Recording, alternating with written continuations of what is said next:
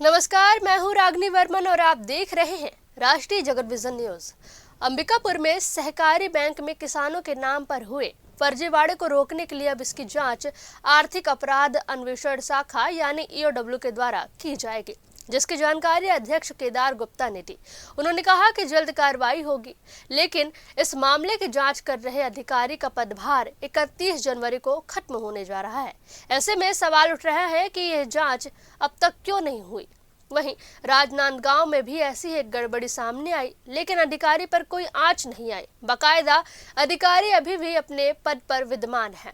अब सवाल यह उठता है कि जब कांग्रेस के शासनकाल में फर्जीवाड़ा हुआ तो बीजेपी की सरकार बने 2 साल से अधिक होने को आया है, तो आखिर इसकी जांच अब तक क्यों नहीं हुई?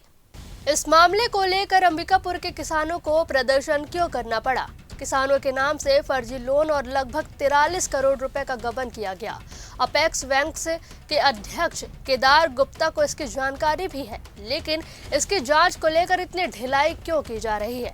केदार गुप्ता का कहना है कि इस मामले में धारा 64 के तहत प्रक्रिया अपनाई जाएगी। जितने भी लोगों ने गबन किया है सभी पर इसी धारा के तहत कार्रवाई की जाएगी। अभी डिपार्टमेंटल इंक्वायरी प्रक्रिया में है। जो जो चीजें सामने आई है उसमें लगभग अंबिकापुर बैंक की बात करूं तो 43 करोड़ के आसपास गबन की शिकायत हुई है, वहां भी जांच चल रही है।